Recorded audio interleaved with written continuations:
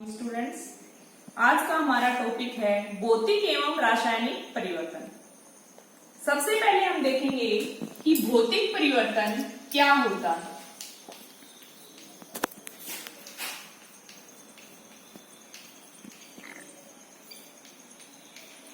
यदि किसी पदार्थ की अवस्था या आकार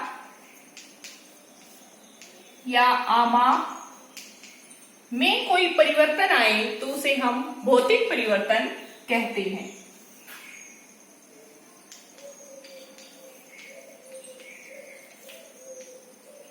या हम इसे कहेंगे कि यदि पदार्थ को पहली अवस्था में लाया जा सकता है तो उसे हम भौतिक परिवर्तन कहते हैं। जैसे ये हमारे पास एक रबर बैंड है, इसका साइज बिल्कुल छोटा है। अभी अगर हम इसको स्ट्रेच करते हैं तो इसका आकार बड़ा हो जाता है, और अगर इसको छोड़ेंगे हम वापस तो ये वही आकृति ले लेता है। इसका मतलब ये भौतिक परिवर्तन है। इसी प्रकार से ये बैलून है, अगर इसमें हम हवा भरेंगे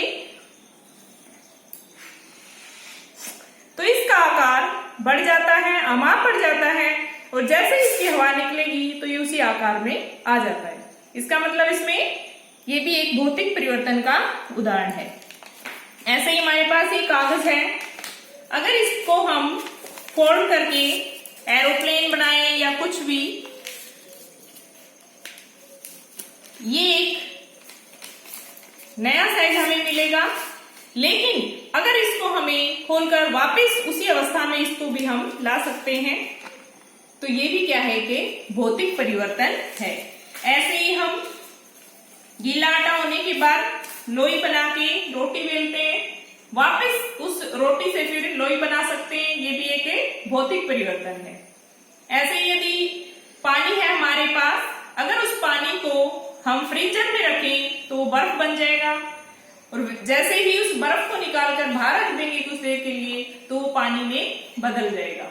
इस प्रकार पदार्थ को हम पहली अवस्था में ला सकते हैं, और ऐसे परिवर्तनों को हम भौतिक परिवर्तन कहते हैं।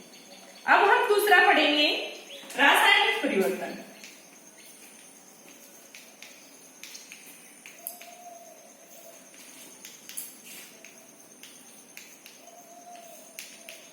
रासायनिक परिवर्तन क्या होते हैं? ऐसे परिवर्तन जिनमें पदार्थ को पहली अवस्था में नहीं लाया जा सकता, उसे रासायनिक परिवर्तन कहते हैं। इसमें नए पदार्थ का निर्माण होता है, नया पदार्थ बनता है, या फिर इसमें स्वाद में बदलाव आ जाएगा,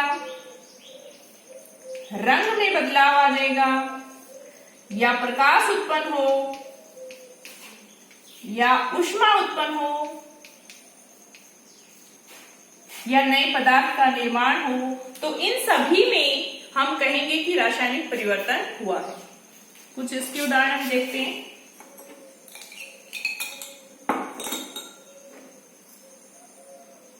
जैसे ये कास्टिक सोडा हम लेते हैं,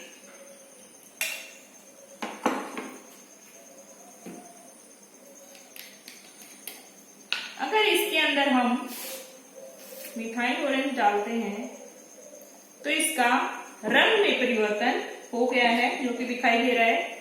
इसका मतलब यहां पर रासायनिक परिवर्तन हुआ है।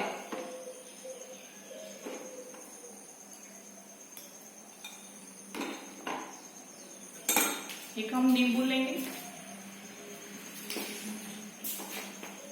नींबू का रस एक परखनली में डालते हैं,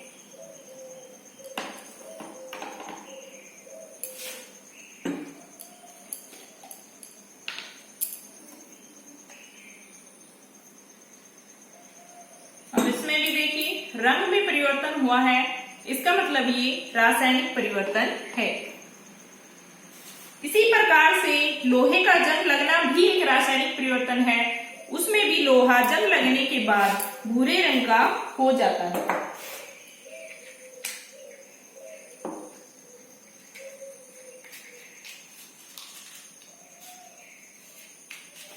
अभी हम मोमबत्ती को जलाएंगे,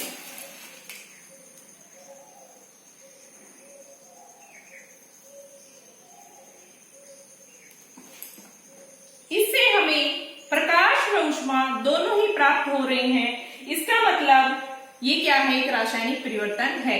लेकिन मोमबत्ती के अंदर, मोमबत्ती जब जलती है तो दोनों प्रकार के परिवर्तन होते हैं। कैसे?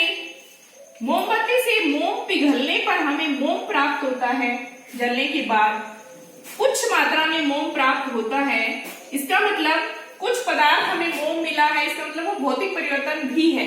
लेकिन कुछ मोम जो है वो वाष्पित हो जाता है और इससे हमें ऊष्मा मिलती है, प्रकाश प्राप्त होता है।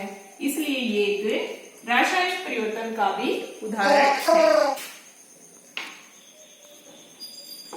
Thank you.